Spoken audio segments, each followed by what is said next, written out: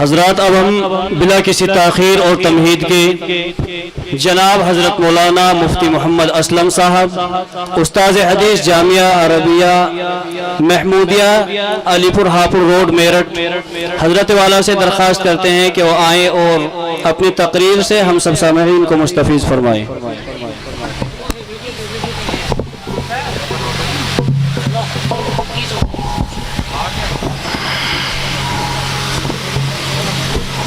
تو الٹا ہی لگا دیا آپ نے، اس کے بغیر بھی چل جاتا کام۔ بسم اللہ، آواز تو نہیں کھینچ رہا ہے۔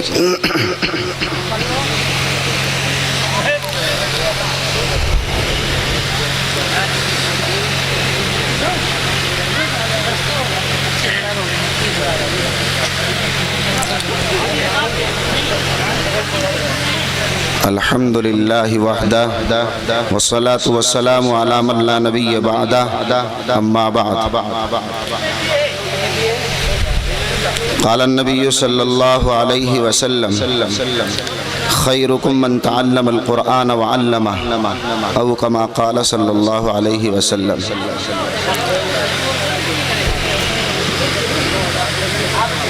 محترم بزرگوں،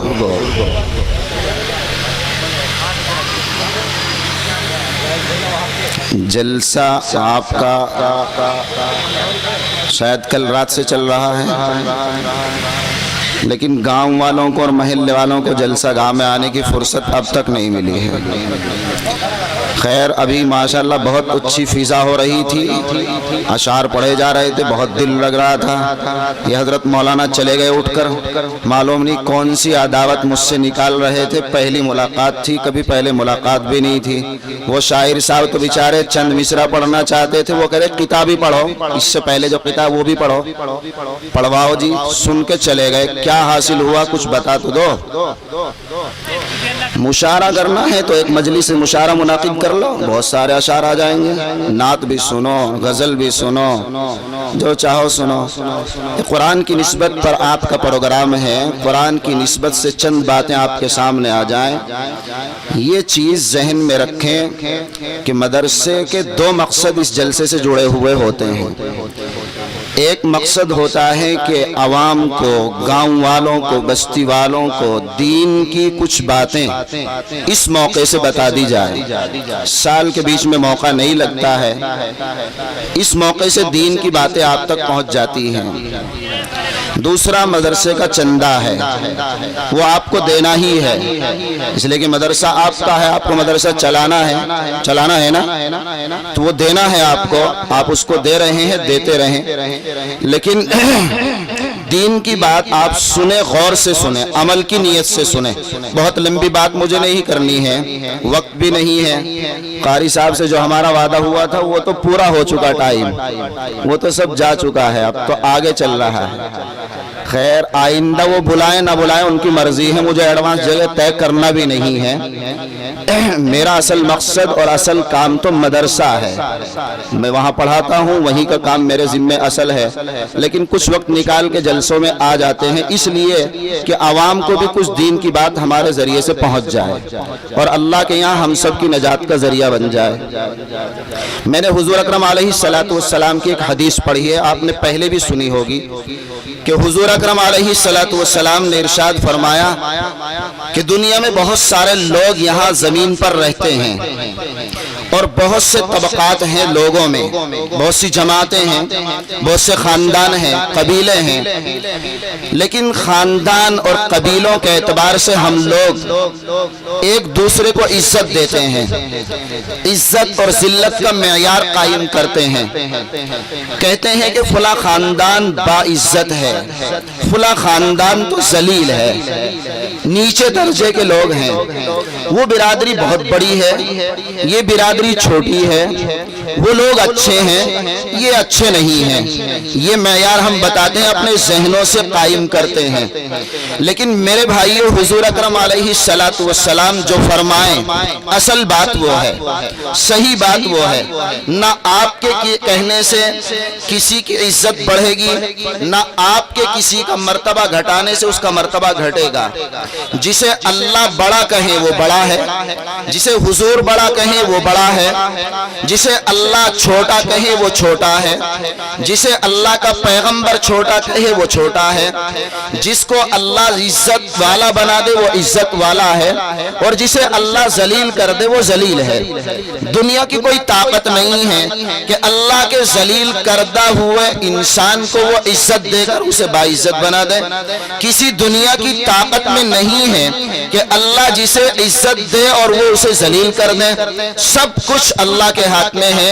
یہ ایمان ہے ہمارا اور ہونا چاہیے، لیکن اگر ہمارا یہ ایمان نہیں ہے تو میرے بھائیوں ایمان ہمارا کمزور پڑ چکا ہے اور ایمان میں کمی آ چکی ہے، اور ایسا ایمان اللہ کے یہاں مقبول نہیں ہوتا ہے۔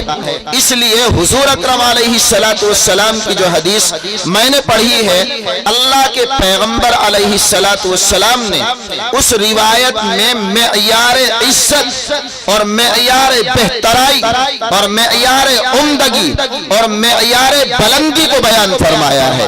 آقا فرماتے ہیں تم یہ پوچھنا چاہتے ہو کہ دنیا میں سب سے عمدہ کون ہے، اللہ کے نزدیک سب سے بڑھیا کون ہے، اللہ کس کو عزت والا کہتے ہیں، اللہ کس کو ایوار خوشحالی کا دیتے ہیں۔ سنو، پیغمبر نے فرمایا خیرکم من تعلم القرآن وعلمہ، تم میں سب سے بڑھیا انسان وہ ہے جو قرآن کو سیکھیں اور سکھائیں، قرآن کو پڑھیں اور پڑھائیں، یہ تم میں سب سے بڑھیا اور سب سے عمدہ انسان ہے۔ لیکن آج مسلمانوں ہم اپنے حالات پر غور کریں تو یہ بات سمجھ میں آتی ہے کہ معاشرے میں آج سب سے گھٹیا جس کو سمجھا جا رہا ہے نا، یہی مدرسے والے ہیں، یہی قرآن پڑھنے پڑھانے والے ہیں۔ ہمارا مسلمان بھائی اللہ نے جسے تھوڑی سی طاقت مال کی دولت کی دے دی ہے، وہ تو انہیں درجہ دینے کو تیار ہی نہیں ہے۔ اللہ کے نبی کا فرمان بھی سنیں، اللہ کے نبی کا قول بھی سنیں، اللہ کے نبی کا بیان کردہ معیار بھی سنیں، مگر اس کے ذہن میں یہ بات نہیں بیٹھتی ہے کہ ہاں یہ قرآن کے پڑھنے پڑھانے والے سروئے زمین پر اللہ کے یہاں سب سے بڑا مقام رکھتے ہیں۔ وہ بسا اوقات اپنی زبان سے ایسے کلمات صادر کر دیتے ہیں جس سے ایمان کی سطح ظاہر ہو جاتی ہے اور اس کے ایمان کا پتہ چلتا ہے کہ کتنے درجے میں ہے، اور وہ اللہ کے ان بندوں کو، اللہ کے دین کی خدمت کرنے والوں کو کبھی حقیر الفاظ کے ساتھ یاد کرتا ہے، کہتا رہے یہ 2 پیسے کا ملا ہے۔ یہ الفاظ ہمارے ہیں، یہ مدرسے میں پڑھاتے کوئی چوک ہو جائے بیچارے سے تو بس اس کا تو حال برا ہے، او رہنا کہ نہیں رہنا، تجھے صحیح سے پڑھا لے، کام کرنا ہو تو نہیں تو نکل لے بس بستر۔ یہ الفاظ، اللہ سے ڈرو، اللہ سے۔ اللہ کے پیغمبر تو فرماتے ہیں خیرکم من تعلم القرآن وعلمہ، تم میں سب سے بڑھیا عمدہ وہ جو قرآن کو سیکھے اور سکھائیں۔ پیغمبر عمدہ کہیں اور ہم اس کی بے عزتی کریں، ہم اسے ذلیل کریں، ہم اس کی توہین کریں، ہم قرآن پڑھانے والوں کو کوئی عزت نہ دیں، یہ ایمان کیسا ہے، یہ اسلام کیسا ہے؟ یہ ہمارے الفاظ کیا اسلام کی ترجمانی کر رہے ہیں؟ کیا یہ ہمارے ایمان کی ترجمانی کر رہے ہیں، ہرگز نہیں ہے۔ یہ ایمان معتبر نہیں ہے، یہ اسلام معتبر نہیں ہے۔ اللہ کے یہاں جو اسلام معتبر ہے، جو ایمان معتبر ہے، وہ یہ ہے کہ جو اللہ کہے وہی کہو، جو پیغمبر کہے وہی کہو، جو وہ کرائے وہ کرو۔ یہ ہے اسلام، یہ ہے ایمان۔ اس کے خلاف جائیں گے تو نہ اسلام محفوظ رہے گا نہ ایمان محفوظ رہے گا۔ اسلام ہم کہاں سے لے رہے ہیں؟ اللہ کے رسول سے۔ اللہ کے رسول پر اللہ کا کلام آیا، اللہ کے رسول نے صحابہ کو سکھایا، صحابہ نے قرآن پیغمبر سے سیکھا، صحابہ نے اپنے بعد والوں کو سکھایا۔ اسی طرح یہ قرآن سیکھنے کا سلسلہ چلتا ہوا آ رہا ہے، انشاءاللہ تا قیامت چلتا رہے گا اور قرآن کی اشاعت ہوتی رہے گی، اور یہ پڑھنے پڑھانے والے قرآن پر محنت کرتے رہیں گے۔ لیکن میرے بھائیو، قرآن تو سب کے لیے ہے، سب کو قرآن پڑھنا ہے، خواہ وہ مرد ہو یا عورت، چھوٹا ہو یا بڑا، جوان ہو یا بوڑھا، بیمار ہو یا تندرست، سب کے لیے قرآن کو نازل کیا گیا ہے، سب کو مخاطب کیا گیا ہے۔ سب کے لیے اللہ تبارک و تعالیٰ نے پڑھنے کا حکم دیا ہے، قرآن سیکھنے کا حکم دیا ہے۔ آپ کو معلوم ہونا چاہیے، قرآن کریم کا جب نزول شروع ہوا، آپ نے بارہا سنا، اللہ کے نبی علیہ السلام ابھی نبوت آپ کو نہیں ملی ہے، ابھی آپ کو نبی نہیں بنایا گیا ہے، ابھی آپ جو ہے نبوت کے تاج سے سرفراز نہیں ہوئے، مگر آپ کی عادت مبارک ہے کہ آپ اپنا کھانا پینا لے کر بسا اوقات کئی روز کے لیے غار حرا میں جا کر بیٹھ جاتے ہیں، اللہ کی طرف دھیان دیتے ہیں اور اللہ کی طرف لو لگاتے ہیں، اللہ کی طرف متوجہ رہتے ہیں۔ اسی طرح آپ کا 40 سال کا زمانہ گزر گیا، 40 سال کے بعد اچانک غار حرا میں آپ کے پاس اللہ کا پیغام آ رہا ہے۔ حضرت جبریل علیہ السلام تشریف لائے اور آ کر کے انہوں نے حضور علیہ السلام کو مخاطب کیا اور کہا، اے پیغمبر، اللہ تبارک و تعالیٰ کی طرف سے آپ کے اوپر نبوت کا تاج آ چکا ہے، نبوت کی آپ کو ذمہ داری دی جا چکی ہے، آپ کو اللہ نے منتخب کر لیا ہے، آپ کو خاتم النبیین بنا دیا ہے، آپ کو خاتم الرسل بنا دیا ہے، آپ قیامت تک کے لیے اللہ کے پیغمبر منتخب ہو گئے، آپ پر اللہ کا قرآن آ رہا ہے۔ چنانچہ سب سے پہلے حضرت جبریل علیہ السلام نے جو آیات آپ کو پڑھ کر سنائی، ان آیتوں میں سب سے پہلا کلمہ، سب سے پہلا لفظ تھا اقرأ بسم ربک الذی خلق۔ اقرأ کے معنی علماء سے پوچھو، اللہ فرماتے ہیں پڑھ، حکم ہے اللہ کی طرف سے۔ آپ اپنی زبان میں بولتے ہو نا کسی سے یہ کام کر، تو اس کو کیا کہتے ہیں؟ آرڈر، حکم۔ اللہ کی طرف سے حکم آیا، اقرأ، اے محمد پڑھ۔ معلوم یہ ہوا کہ پڑھنا ضروری ہے، پڑھنا ضروری ہے۔ کیا پڑھے؟ تورات، انجیل، گیتا، کیا پڑھے؟ اللہ نے فرمایا اقرأ بسم ربک الذی خلق، پڑھ اپنے اس رب کے نام سے جس نے تجھے پیدا کیا ہے۔ کیا پڑھے؟ وہ جو وہ پڑھوائے، وہ پڑھے جو اللہ پڑھوائے۔ اللہ کیا پڑھوا رہے ہیں؟ قرآن پڑھوا رہے ہیں، دین پڑھوا رہے ہیں، اسلام پڑھوا رہے ہیں، ایمان کا معیار پڑھوا رہے ہیں۔ اس لیے اللہ نے سب سے پہلے کہا پڑھو، پڑھنے کا حکم ملا۔ اس لیے مسلمانوں اپنے کو آزاد مت سمجھو، یہ مت سمجھو کہ بچے ہی پڑھیں گے مدرسوں میں آ کر اور ہمارے پاس تو ٹائم نہیں ہے۔ اللہ کے یہاں یہ عذر نہیں چلے گا، پڑھنے کا حکم سب کو ہے۔ پیغمبر کی عمر کتنی تھی؟ ابھی میں نے بتایا کتنی تھی جب یہ حکم آیا؟ 40 سال کی عمر تھی نا۔ 40 سال کی عمر والا انسان بچہ ہوتا ہے، جوانی بھی گزر جاتی ہے، ادھیڑ عمر کو پہنچتا ہے۔ 40 سال میں اللہ نے اپنے نبی کو نبی بنایا اور اب قرآن پڑھنے کا حکم دیا جا رہا ہے۔ آپ نے 40 سال کی عمر میں قرآن پڑھا اللہ کے حکم سے اور صحابہ کو پڑھایا، صحابہ نے قرآن پڑھا، صدیق اکبر قرآن پڑھ رہے ہیں، عمر فاروق قرآن پڑھ رہے ہیں اور بڑے بڑے معمر صحابہ قرآن پڑھ رہے ہیں، حضرت خدیجہ قرآن پڑھ رہی ہیں جن کی عمر پیغمبر سے بھی کہیں زیادہ ہے۔ تو بوڑھے بوڑھے صحابہ قرآن پڑھ رہے ہیں، تو ہم کیسے کہہ دیں کہ قرآن بچوں کے لیے ہے بڑوں کے لیے نہیں، پڑھنا بچوں کے لیے ہے بڑوں کے لیے نہیں؟ یہ عذر بیکار ہے، اللہ کے یہاں نہیں چلے گا یہ عذر۔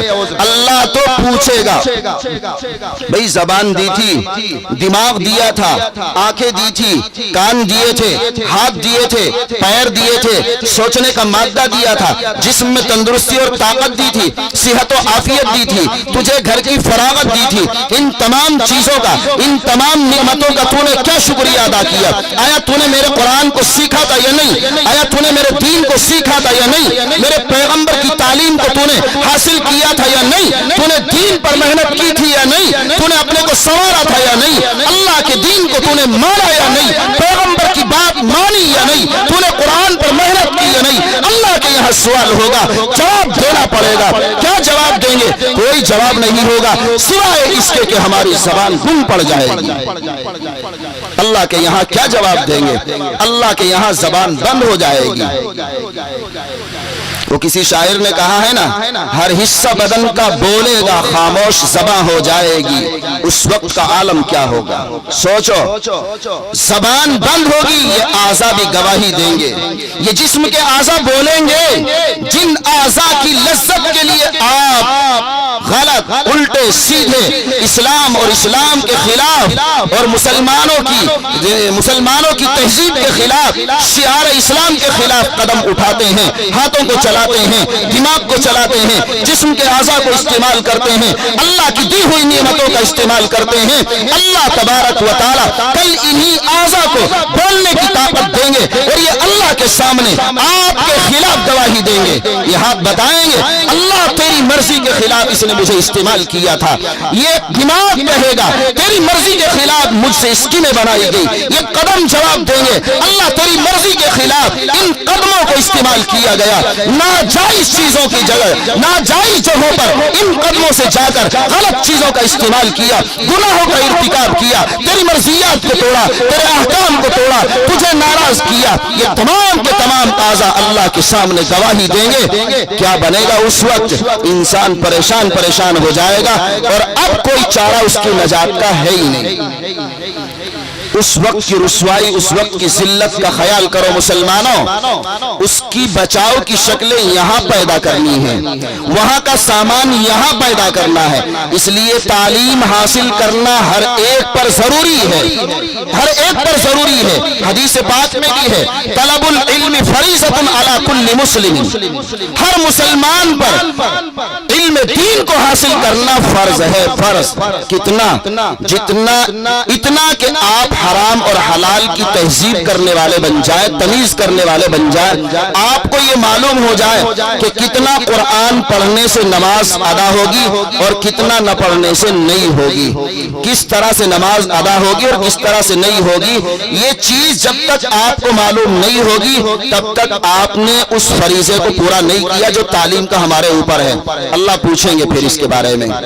इसलिए आजाद मत समझो अपने को, बड़े भी कुरान पढ़े। अब कहेंगे आप कि हम कैसे पढ़े, हम तो कारोबार में रहते हैं, सुबह उठ के असला लेकर खेत में आ जाते हैं, रात भर पानी चलाते हैं और गन्ने छीलना और न जाने क्या क्या काम हमारे पीछे लगे, हम कैसे पढ़ेंगे जी मदरसे में? फिर भूखे मरेंगे, बच्चे कहां से खाएंगे, मदरसा कैसे चलेगा? ये सब उज़्र आपके माकूल हैं, लेकिन पढ़ने का ये मतलब नहीं है मेरे भाइयों कि आप सारे कामों को छोड़ दें, आप तिजारत को छोड़ दें, आप तिजारत को छोड़ दें, मामलात को छोड़ दें, मुलाजमत को छोड़ दें, काश्तकारी को छोड़ दें। कोई चीज छोड़ने की जरूरत नहीं है, बल्कि थोड़ा थोड़ा वक्त निकालने की जरूरत है। आप नमाजी बनिए, नमाज को अपने ऊपर नमाज को जारी कर लीजिए। 5 वक्त की नमाज हमारे ऊपर फर्ज है। आप 5 वक्त नमाज पढ़ने मस्जिद में जा रहे हैं, 5 वक्त के लिए आप मस्जिद में जाते हैं, 5 मिनट 10 मिनट आपकी नमाज में सर्फ होती है। 10 मिनट का इजाफा कर लो किसी एक नमाज में, बस 10 मिनट में इमाम साहब से कोई आयत पढ़वा लो, उनसे कहलवा लो 2 मरतबा, जबान से उसे कहते रहो पूरे दिन, बस ये आपका पढ़ना है। एक दिन में एक छोटी आयत भी आपने याद कर ली तो बहुत बड़ा आपने जो है अल्लाह के यहाँ से इनाम हासिल कर लिया है, बहुत बड़ा अवार्ड आपने हासिल कर लिया। याद रखो, इस तरह अगर आप पढ़ते रहे, एक दिन वो आएगा कि आप कुरान में سے بہت سارا حصہ یاد کر لیں گے اور آپ قرآن کے حافظ بھی ہو سکتے ہیں، کوئی بڑی بات نہیں ہے۔ بڑی بڑی عمر میں لوگوں نے قرآن کو حفظ کر کے دکھایا ہے اور قرآن کا حفظ کیا ہے۔ ایسا گھرانہ آپ اپنے شہر میرٹھ میں جا کر کے دیکھیے، ایک ایسا بوڑھا انسان جو کبھی سرکاری ملازم تھا اور ریٹائر ہونے کے بعد اللہ نے اسے توفیق دے دی، وہ قرآن پڑھنے لگا اور اس نے قرآن پر محنت کو شروع کیا۔ آپ کو معلوم ہے کہ سرکار کتنی عمر میں ملازمت سے برخاست کرتی ہے، ریٹائر کرتی ہے؟ کم سے کم 40-45 سال تو عمر ہوگی نا، کم سے کم۔ بعض ملازمتیں ایسی کہ اس سے بھی زیادہ عمر تک رہتی ہیں۔ وہ ریٹائر ہونے کے بعد اب اللہ نے اسے توفیق دے دی، وہ قرآن پڑھتا ہے مسجد میں آ کر، قرآن پر محنت کرتا ہے، تھوڑا تھوڑا کر کے اس نے قرآن کو یاد کرنا شروع کیا، اللہ نے اسے حافظ قرآن بنا دیا ہے۔ یہ آپ کے شہر میرٹھ کا واقعہ ہے، کہیں باہر کا نہیں ہے، اور اللہ نے اس کے ذریعے سے وہ کام لیا ہے کہ آج اس کے گھر میں کوئی انسان ایسا نہیں ہے، خواہ وہ بہو ہو یا بیٹی ہو، اس کی اپنی بیوی ہو یا اس کے پوتے اور پڑوتے ہوں، سب قرآن پڑھتے ہیں۔ اللہ نے گھر کو دیندار بنا دیا ایک شخص کی وجہ سے۔ گھر کا ذمہ دار اگر اپنے دل پر لے کہ مجھے دین کے اوپر آنا ہے تو اس کے سارے ماتحت دین پر آئیں گے، یہ بہت آسان طریقہ ہے۔ لیکن گھر کا ذمہ دار ہی سائڈ لگا ہوا ہے، اسے ہی روش غلط اختیار کیے ہوئے ہے، وہی اپنا رخ بدلے ہوئے ہے، تو وہ ماتحتوں کو کیسے اللہ کے دین پر لائے، کیسے وہ نماز کو کہے، کیسے وہ روزہ رکھنے کو کہے، کیسے وہ پڑھنے پڑھانے کو کہے؟ وہ تو خود اس لائن سے دور ہے۔ اس لیے میرے بھائیوں، ہمارے گھر جہنم بنے ہوئے ہیں، ہمارے گھروں کا سکون جاتا رہا، زندگیوں کا سکون جاتا رہا۔ وجہ یہی ہے کہ ہم نے دین پر چلنا چھوڑ دیا، قرآن کی تلاوت کو چھوڑ دیا، قرآن کی طرف دھیان دینا چھوڑ دیا، اس لیے برکتوں سے ہم محروم کر دیے گئے ہیں۔ جبکہ قرآن کے بارے میں یوں آتا ہے کہ قرآن جہاں پڑھا جاتا ہے وہاں اللہ کی رحمتوں کا نزول ہوتا ہے۔ ایک واقعہ آپ کو بتاؤں، اللہ کے پیغمبر کے ایک صحابی ہیں، ان کا نام میرے ذہن میں نہیں ہے، شاید علماء حضرات کو معلوم ہوگا۔ وہ قرآن پڑھ رہے تھے، رات میں انہوں نے قرآن کی تلاوت اپنے گھر میں کی، معمول تھا ان کا، وہ رات میں اللہ کا کلام پڑھتے تھے۔ ایک روز کسی نے دیکھا کہ ان کے مکان پر آسمان سے ایک نور آ رہا ہے، وہ نور وہاں آیا، لوگوں نے ان کے مکان پر نور کو آتے ہوئے دیکھا، اللہ کے پیغمبر سے اس کا ذکر کیا گیا، اور ان کے گھر کے اندر جو گھوڑا بندھا ہوا تھا وہ اسے دیکھ کر بدک رہا تھا اور اچھل رہا تھا۔ اللہ تبارک و تعالیٰ نے قرآن کی برکت سے ایک نور ان کے اوپر نازل کر دیا، رحمتوں کو بھیج دیا، فرشتوں کا تانتا وہاں لگا ہوا ہے اور اس کے استقبال کے لیے آسمان سے ملائکہ آ رہے ہیں۔ اللہ کے پیغمبر کو کسی نے بتایا کہ ان کے مکان پر ایسا ایسا نور ہم نے رات میں دیکھا۔ اللہ کے پیغمبر نے صحابی سے پوچھا، رات تمہارے مکان پر ایسا منظر پیش آیا، تم نے دیکھا؟ انہوں نے کہا، اللہ کے نبی، میں تو اللہ کے کلام کو پڑھ رہا تھا، اللہ کے کلام کی تلاوت میں مشغول تھا، مجھے اس کا احساس نہیں ہوا۔ اللہ نے فرمایا، یہ تمہاری قرآن پڑھنے کی برکت تھی کہ اللہ نے تمہارے لیے آسمان سے قرآن کے نور کو تمہارے گھر پر اتار دیا ہے، اللہ نے تمہیں برکتوں سے نواز دیا ہے۔ میرے بھائیو، قرآن تو برکت کا ذریعہ ہے، ہم قرآن پڑھیں تو ہمارے گھروں میں برکت آئے، ہماری عمروں میں برکت آئے، ہماری دولت اور کمائی میں برکت آئے، ہماری زندگیوں میں برکت آئے، ہمارے آپس میں پیار اور محبت کے جذبات پیدا ہوں۔ قرآن تو وہ چیز ہے، قرآن تو وہ چیز ہے جس نے سالوں سال کے دشمنوں کو بھائی بنا دیا۔ آپ نے سنا، حدیث حوالے سے، تاریخ کے حوالے سے آپ نے بارہا سنا، دو قبیلے ایسے تھے جن میں سے ایک کا نام اوس اور دوسرے کا خزرج تھا، اور وہ آپس میں بڑی دشمنی ان کے اندر تھی، پشتوں سے چلی آ رہی تھی۔ باپ کا انتقال ہو رہا ہے، بیٹوں کو بلا کر وصیت کرتا تھا، سنو میرے بیٹو، فلاں خاندان سے ہماری عداوت ہے، ہماری دشمنی ہے، تمہیں انتقام لینا ہے ان سے، کبھی ان کے سامنے جھکنا نہیں ہے۔ باپ اپنے بیٹوں کو ہدایت کر کے جا رہا ہے، وصیت کر کے جا رہا ہے، یہ خاندانی دشمنی ان میں چلی آ رہی تھی۔ اللہ کے پیغمبر نے جب ان کے سامنے قرآن کو پیش کیا، ان کے سامنے اللہ کے دین کو پیش کیا، اللہ کی کتاب کو پیش کیا، اللہ کا دین ان کو سمجھایا، اللہ نے انہیں توفیق دے دی، اللہ نے انہیں ہدایت دے دی، وہ اسلام پر آئے، قرآن پر آئے، تو اللہ نے ان کے دلوں کو جوڑ دیا۔ اللہ نے قرآن میں اس کا اظہار کیا، وَأَلَّفَ بَيْنَ قُلُوبِهِمْ، اللہ نے ان کے دلوں کو ایسے मजबूती से जोड़ दिया है। अल्लाह ने फरमाया कि अगर तुम ढेरों माल भी खर्च करते तो इनके दिलों को जोड़ नहीं पाते, लेकिन अल्लाह ने कुरान की बरकत से इनके दिलों को जोड़ दिया है। फिर वही औस और खजरज थे जो दोनों आपस में इस तरह मिलकर रहते जैसे शीर और शकर आपस में मिल जाते हैं। ऐसी मोहब्बत की जिंदगी गुजारी और सहाबा का लक़ब पाया। ये ईमान और कुरान की बरकत थी जो सालों की और पुश्तों की अदावत को मोहब्बत और दोस्ती में तब्दील करने वाली थी। यही वो कुरान है जिसने उमर फारूक रज़ी अल्लाह तआला अन्हु को काफिरों की सरदारी से निकालकर इस्लाम का सरदार बनाया है। आपको मालूम है सिद्दीक़ अकबर और उमर फारूक रज़ी अल्लाह तआला अन्हु बड़े जलीलुल कदर सहाबी हैं। हजरत उमर तो वही इंसान आपने सुना ही है कि उनसे तो कुफार मक्का बल्कि मक्के के अतराफ के लोगों की भी हवा खुशक हो जाती थी और उनकी आहट पाकर ही लोग रास्ता छोड़ दिया करते थे। ऐसा रोब ऐसा दबदबा अल्लाह ने हजरत उमर रज़ी अल्लाह तआला अन्हु को दिया था। सहाबा अल्लाह के नबी के मुरीद, मगर हजरत उमर अल्लाह के नबी की मुराद है। मुराद अल्लाह के नबी ने अल्लाह से दुआ की थी, ए अल्लाह अबू जहल और उमर फारूक में से किसी को ईमान की दौलत अता फरमा। अल्लाह ने हजरत उमर के बारे में आपकी दुआ को कबूल कर लिया और क्या ना करे, अल्लाह तो पहले ही मुंतखब कर चुका था हजरत उमर फारूक रज़ी अल्लाह तआला अन्हु को इस्लाम की खिलाफत के लिए, मुसलमानों का अमीर बनने के लिए। तौरात में आपका जिक्र था, इंजील में आपका जिक्र था। हजरत उमर का लक़ब फारूक तौरात में भी आ चुका था और इंजील में भी आ चुका था। वो वाक़या आपको याद होना चाहिए जब बैतुल मक़दिस को हजरत उमर फारूक रज़ी अल्लाह तआला अन्हु ने फतह किया और हजरत उमर रज़ी अल्लाह तआला अन्हु ने बैतुल मक़दिस पर यहूदियों के कब्जे से बैतुल मक़दिस को आजाद कराने के लिए लश्कर भेजा। तो हजरत उमर मदीने में मौजूद, आपका लश्कर फलस्तीन जा रहा है और यहूद से मुकाबला कर रहा है, लेकिन कोई हल नहीं निकल रहा है, ना तो फतह होती है ना शिकस्त होती है। और यहूदियों का पादरी बार बार अपने चर्च और अपने इबादत खाने पर चढ़कर बस लश्कर इस्लाम का मुआयना करता है, इस्लाम के लश्कर को देखता है, उनके सरदार को देखता है, फिर पूछता है, लोगों देखो इस मजमे में, इस लश्कर में कोई फारूक लक़ब का इंसान है या नहीं?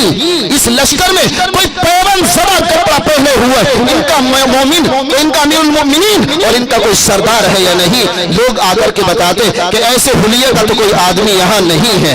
तो उन्होंने कहा ठीक है, अभी मुल्क को कोई खतरा नहीं है, अभी मुल्क फतह नहीं होगा, लड़ते रहो। लेकिन ये बात मुसलमानों को भी मालूम हो गई कि हजरत उमर रज़ी अल्लाह तआला अन्हु की आमद के बगैर शहर फतह होने वाला नहीं है। चुनांचे इत्तिला मदीना मुनव्वरा में भेजी गई और हजरत उमर को ये इत्तिला मिली कि आपका वहां जाना जरूरी है। हजरत अली रज़ी अल्लाह तआला अन्हु को बुलाया, आपसे मशवरा किया कि ऐसी ऐसी इत्तिलात लश्कर की तरफ से आ रही हैं, क्या मुझे फिलिस्तीन जाना चाहिए कि नहीं जाना चाहिए?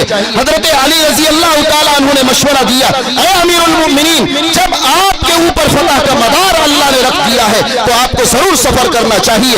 हजरत उमर फारूक रज़ी अल्लाह तआला अन्हु अब बैतुल मक़दिस की तरफ रवाना हो रहे हैं। मदीने में हजरत अली रज़ी अल्लाह तआला अन्हु को अमीर बना करके जा रहे हैं और आप बैतुल मक़दिस पहुंचे इस हाल में कि आपके साथ आपका गुलाम हजरत असलम रज़ी अल्लाह तआला अन्हु है।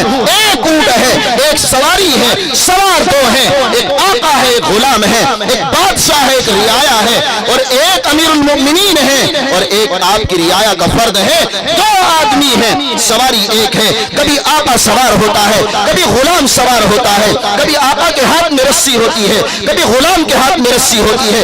इस तरह से ये सफर हो रहा है।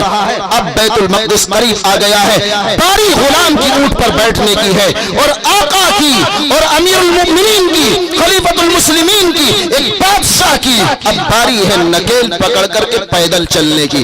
कौन बादशाह? जिसकी बादशाहत का आलम यह था कि 4 मुरब्बा जमीन पर उनकी हुकूमत थी। इतनी बड़ी हुकूमत, अरब का कोई खित्ता ऐसा नहीं था कि जो इस्लाम की ज़ेर नगीन आ चुका हो। मुअर्रिखीन लिखते थे کہ اگر عمر کو 10 سال کی زندگی اور ملتی تو روئے زمین پر مذہب اسلام کے سوا کوئی اور مذہب نہ ہوتا. اتنی فتوحات اللہ نے حضرت عمر کے ذریعے کرائی ہیں اور اسلام کا اتنا فروغ اور اسلام کی اتنی اشاعت حضرت عمر کے ذریعے سے ہوئی ہے.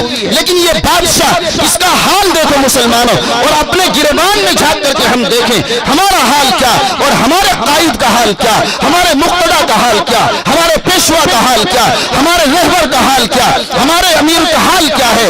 ان کا لباس دیکھو تو 14 جگہ پر پیوند لگے ہوئے تھے.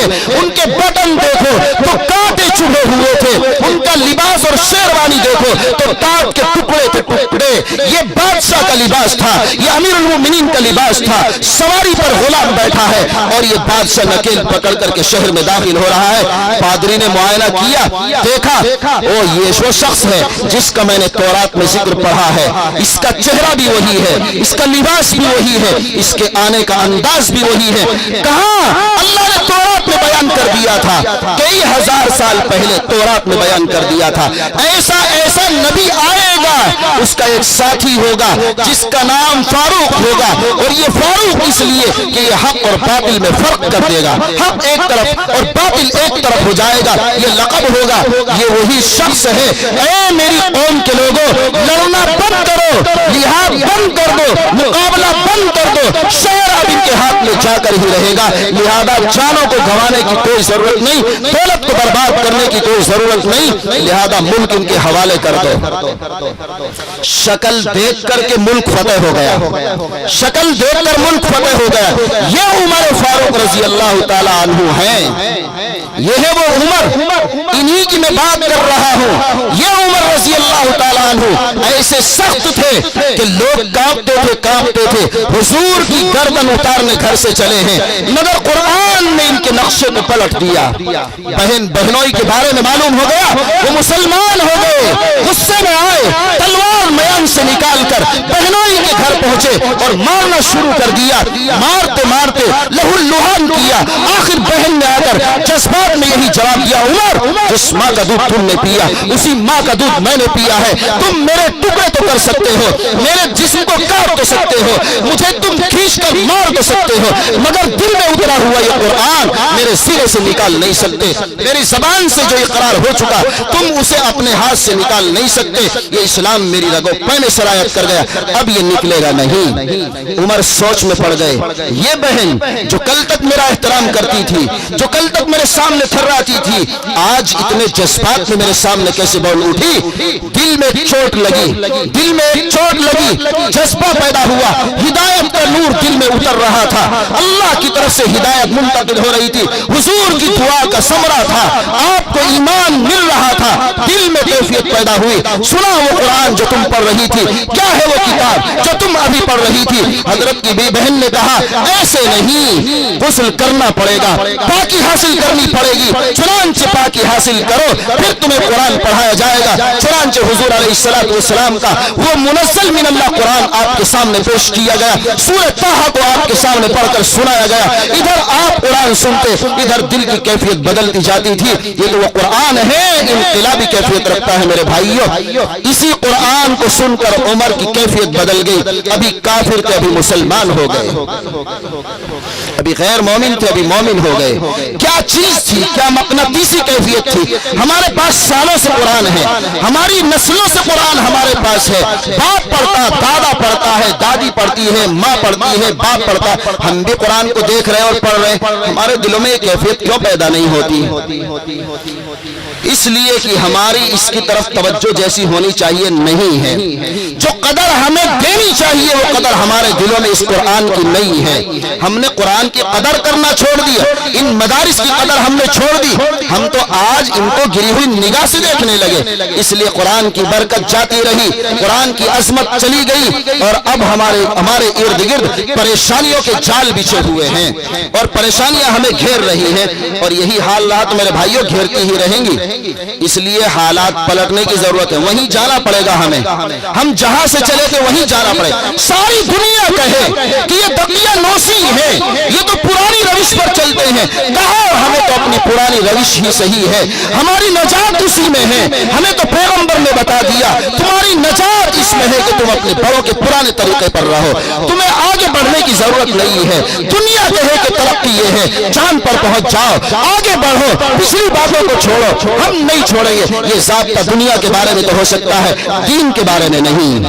دین ہمارا وہی ہے جو ہمیں 1400 سال پہلے اللہ کے نبی نے دیا ہے، ہمیں اسی پر چلنا ہے۔ ہمیں وہی قرآن ماننا اور قرآن پڑھنا ہے جو 1400 سال پہلے ہمارے سامنے آ چکا ہے۔ اس لیے میرے بھائیوں، قرآن سے جڑنا ہماری فلاح کا ذریعہ ہے، قرآن سے کٹ جانا ہماری تباہی اور بربادی کا ذریعہ ہے۔ ہم دنیا میں بھی ناکام ہو جائیں گے، آخرت میں بھی ناکام ہوں گے۔ یہی عمر فاروق رضی اللہ تعالیٰ عنہ ایک مرتبہ فخر سے فرماتے ہیں، اللہ کا شکر ادا کرتے ہوئے فرماتے ہیں، آپ ایک پہاڑی علاقے سے گزر رہے ہیں، پہاڑی علاقے سے آپ گزر رہے ہیں، ایک پہاڑی علاقے سے لشکر کے ساتھ جا رہے، اچانک چلتے چلتے آپ ایک جگہ رک گئے، پہاڑی سے نیچے جھانک کر دیکھنے لگے۔ گرمی اسی طرح کی ہوگی، مکے کی گرمی تو اور زیادہ شدت کی تھی، تو آپ تپش کی وجہ سے کچھ دیر رکے رہے تو صحابہ کو پریشانی شروع ہوئی۔ کسی نے کہا حضرت گرمی زیادہ ہے، کس وجہ سے آپ رکے ہیں؟ تو حضرت عمر رضی اللہ تعالیٰ عنہ کی آنکھوں میں آنسو آ گئے اور عرض کرنے لگے، ارے مجھے اپنا وہ زمانہ یاد آ رہا ہے آج کہ کبھی بچپن میں اپنے اونٹ چرانے کے لیے اس جنگل میں آتا تھا، اونٹ مجھ سے چرانے نہیں آتے تھے، اونٹوں کو چرانے کا سلیقہ مجھے نہیں تھا۔ جب شام کو میں واپس جاتا، میرے والد اونٹوں کی کیفیت کو دیکھ کر کہتے تھے، عمر تجھے کبھی جینے کا سلیقہ نہیں آئے گا، آج تک تجھے اونٹ چرانے نہیں آئے، تو کیسے زندگی گزارے گا؟ اللہ کا شکر ہے، اللہ نے مجھے اسلام سے جوڑ دیا، اللہ نے مجھے قرآن سے جوڑ دیا، اور اللہ نے مجھے مسلمانوں کا امیر اور خلیفہ بنا دیا ہے۔ آج میں اپنے اس زمانے کو اور آج کی شان و شوکت کو دیکھ رہا ہوں کہ آج میں آپ کی قیادت کر رہا ہوں۔ یہ سلیقہ مجھے کہاں سے ملا؟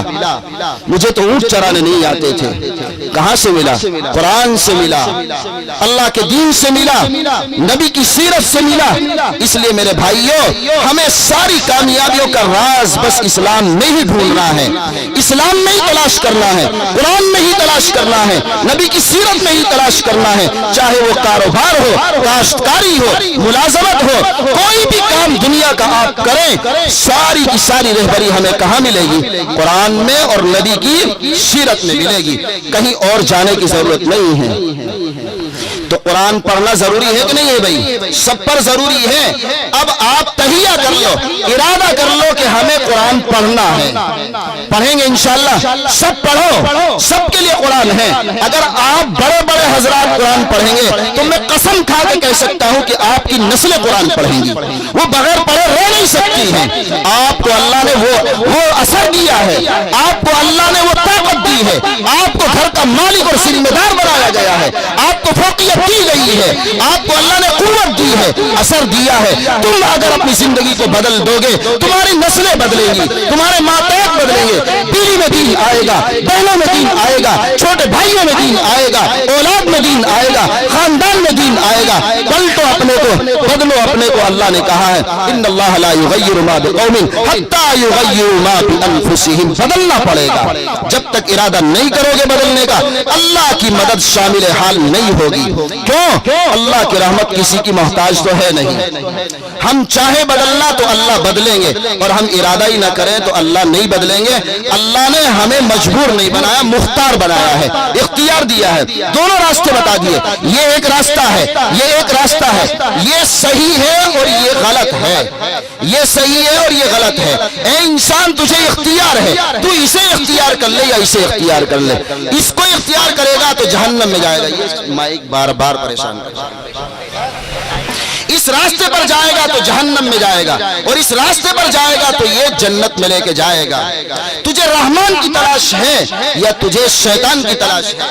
تجھے یہ طے کرنا ہے خود۔ اگر رحمان کی تلاش ہے تو اس سیدھے راستے پر جا، اور اگر شیطان کی تلاش ہے تو اس راستے پر جا۔ تجھے اختیار دے دیا گیا، اب تیری مرضی، جو تو اختیار کر لے۔ اس لیے میرے بھائیوں ہمیں مختار بنایا ہے اللہ تبارک و تعالیٰ نے، تو ہم اللہ کے دیے ہوئے اختیار کا صحیح استعمال کریں، ہم اس کے مکلف ہیں۔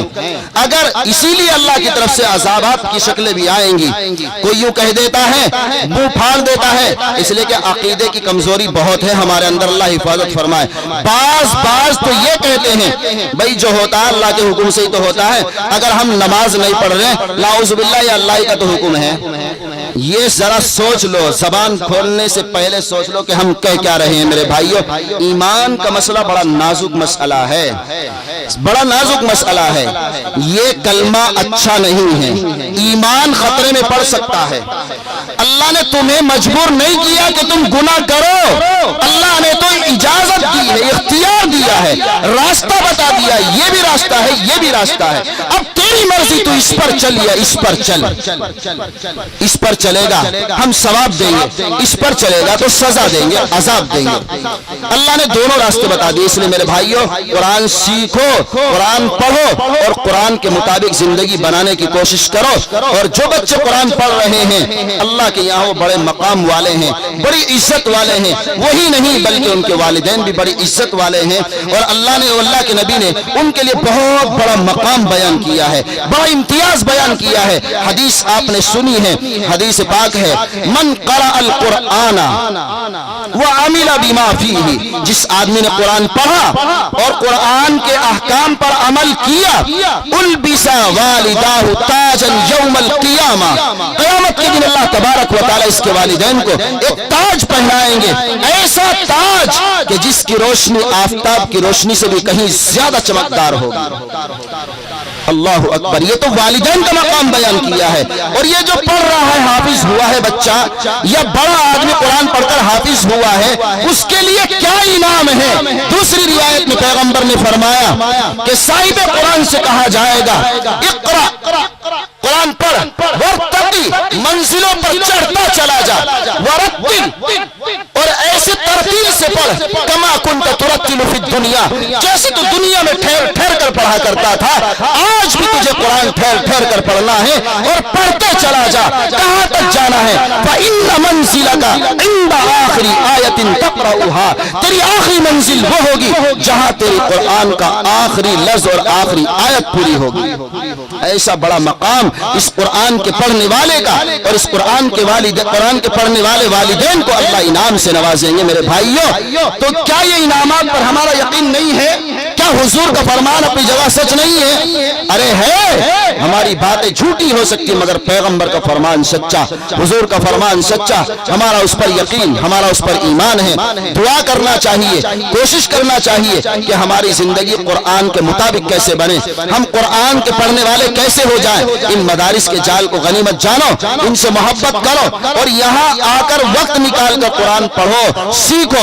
یہاں نہیں آ سکتے تو بچوں کو یہاں بھیجو، اور آپ امام صاحب سے سمجھوتا کرو، مسجد میں امام صاحب سے اپنا وقت لو کہ حضرت ایک وقت میں کسی بھی نماز میں 10 منٹ آپ اپنا وقت ہمیں دے دیں، اور کوئی آیت ہمیں سکھا دیا کریں۔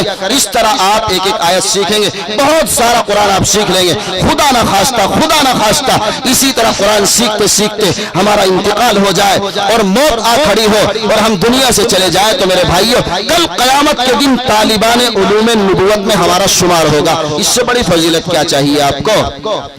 طالب علموں کی جگہ پر اور علماء کی فہرست میں ہمارا شمار ہو جائے گا۔ پڑھتے پڑھتے مرا ہے، اللہ کی رضا حاصل ہوگی۔ اللہ تبارک و تعالی ہم سب کو قرآن کریم کی تلاوت کی توفیق نصیب فرمائے، اور قرآن کریم کو سیکھنے اور سکھانے کی توفیق نصیب فرمائے۔ جو لوگ قرآن پر محنت کر رہے ہیں اللہ ان سے ہمیں محبت کرنے کی توفیق نصیب فرمائے۔ اللہ تبارک و تعالی کہنے سننے سے زیادہ عمل کی توفیق نصیب فرمائے۔ آمین وما علینا الا البلاغ۔